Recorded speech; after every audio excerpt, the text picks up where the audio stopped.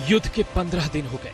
जंग में गाजा का पट्टी पट्टी उखड़ गया, लेकिन आतंकी संगठन हमास का अब तक खात्मा नहीं हो सका।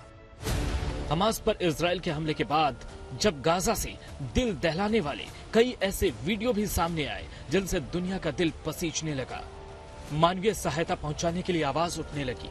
अरब देशों के बाद अमेरिका और यूएन भी आगे आए। चौतरफा पहल के बाद रास्ता आसान हुआ और गाजा इजिप्ट पर राफा क्रॉसिंग का दरवाजा खोल दिया गया। कई दिन से यूएन राफा बॉर्डर खोलने की वकालत कर रहा था। कल यूएन महासचिव गुटेरेस भी यहां गए थे।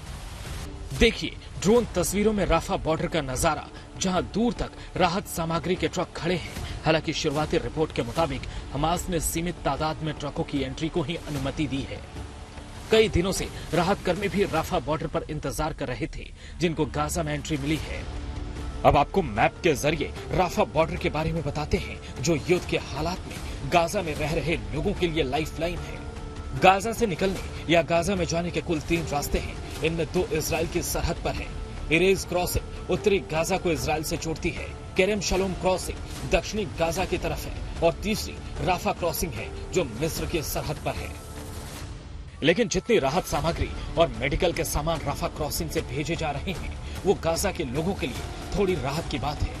राहत की सांस उन अमेरिकियों ने भी ली है, जिन्हें गाजा में आतंकी हमास ने बंधक बनाकर रखा था। लेकिन जंग के 14वें दिन 2 को रिहा कर दिया गया।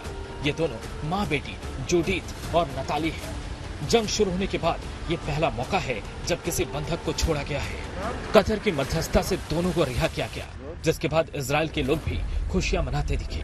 लोगों ने मोमबत्तियां जलाकर खुशी जताई। असल में गाजा पर इजराइल के सीधे हमले की एक बड़ी वजह बंधक भी है। अमेरिका चाहता है कि ज्यादा से ज्यादा बंधकों की रिहाई तक इजराइल सीधे एक्शन से बचे। देखिए, जब बाइडेन से पूछा गया कि क्या इजराइल को बंधकों की रिहाई तक सीधे हमले से बचना चाहिए, तो बाइडेन ने क्या कहा? हमास के कब्जे से भले ही 2 बंधकों की रिहाई हो गई हो, लेकिन अब भी 200 से 250 लोग हमास के कब्जे में हैं। वहीं इजराइल को हमास के इरादे पर शक है।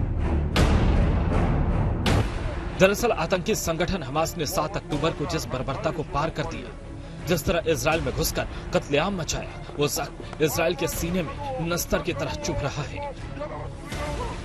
इसलिए इजराइल किसी भी हाल में हमास को छोड़ने के मूड में नहीं है, तो वहीं दूसरी तरफ आतंकी संगठन हमास भी सरेंडर करने को तैयार नहीं। इसकी बड़ी वजह है कि यहूदियों के नरसंहार के बाद भी हमास को कई मुस्लिम देशों का समर्थन मिल रहा है। या यूं कहें कि हमास और इजराइल जंग को लेकर दुनिया 2 खेमों में बंट गई है और शांति स्थापित करने की दिशा में यही सबसे बड़ी चुनौती है। इजराइल से गौरव सावंत, राजेश पवार और लेबनान से अशरफ वानी के साथ ब्यूरो रिपोर्ट आज तक।